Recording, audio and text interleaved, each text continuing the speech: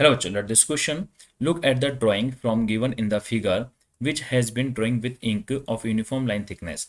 The mass of ink used to draw each of the two inner circles and each of the two line segments of mass m.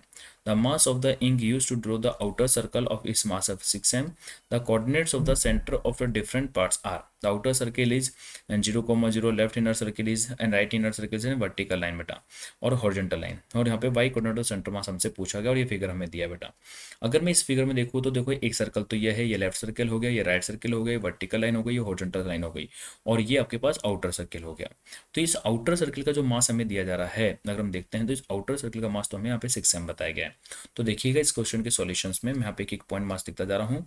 Outer circle का मास 6m है, ठीक है, और इसके coordinate क्या होंगे, इसका बिल्कुल सेंटर होगा भाई, आउटर सर्कल है तो आउटर सर्कल का जो सेंटर है वो तो ओरिजिन ही होने वाला है, तो इसका सेंटर तो ओरिजिन होगा, तो इसके कोऑर्डिनेट तो 0,0 हो जाते हैं। फिर इसके बाद बोला जा रहा है कि हमारे को जो डिफरेंट पार्ट्स हैं उसमें जो आउटर सर्कल है, ठीक है, उसके कोऑर्डिनेट तो 0,0 हो गए। जो लेफ्ट इनर सर्कल है, ठीक है, तो लेफ्ट वाला जो इनर सर्कल है जिसका मास आप यहाँ पे m लेने वाले हैं, उसके कोऑर्डिनेट यहाँ पे बेटा -a, बताया जा रहा है। और जो राइट इनर सर्कल है उसका मास भी m है, जिसके कोऑर्डिनेट यहाँ पे a, बताए जा रहे हैं।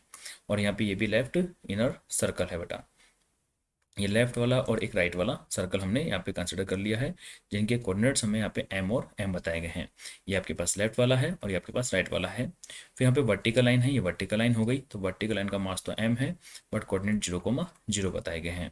और जो यहाँ पे वर्टिकल लाइन के बाद में हम देखें, जो हॉरिजॉन्टल लाइन है, मतलब ये वाली जो लाइन है हॉरिजॉन्टल लाइन है, इसका भी मास है बट इसके कोऑर्डिनेट 0,-a बताए गए हैं।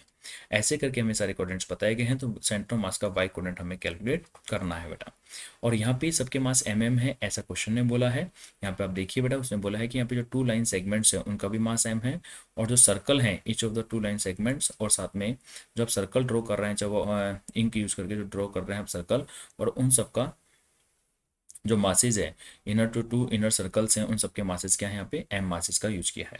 तो बेटा अगर मैं यहाँ पे बाई सेंटर मास का फॉर्मूला लगाता हूँ, तो सेंटर मास का बाई कोऑर्डिनेट कैलकुलेट करने का फॉर्मूला होता है m1y1 प्लस m2y2, है ना, plus m3y3 upon m1 plus m2 plus m3 बेटा।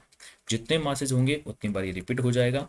तो अगर हम यहाँ पे देखते हैं वाई सेंटर मास पोजीशन देखते हैं, तो यहाँ पे m1 mass y1 coordinate is 0, तो m1 mass is 6m, y1 coordinate is 0, plus m2 mass m, y2 coordinate is a, तो मास m, y2 coordinate is a, m3 mass ma, coordinate is ma, तो ma हो जाएगा, मास m control coordinate is 0 और मास m coordinate is -a बेटा। Total mass को अगर हम add कर दें तो फाइनली यहाँ पे 10m मास हो जाता है, 6m plus m plus m plus m 6m हो जाता है। तो y position of centre mass जो आ जाती है बेटा बेसिकली 0 हो जाएगा, और यहाँ पे ma बच जाएगा और नीचे 10m हो जाता है बेटा। तो हम यहाँ पे देखते हैं तो m से m कट गया, तो position of y of centre mass is a/10 हो जाता है बेटा। तो पोजीशन जो हो जाती है सेंटर मास की y कोऑर्डिनेट की, वो क्या हो जाती है बेटा a/10 हो जाती है, मतलब हमारा पहला ऑप्शन एकदम करेक्ट हो जाता है। ओके बेटा, तो इस प्रकार से हमने इस क्वेश्चन का सॉल्यूशन किया। ओके बेटा, थैंक यू।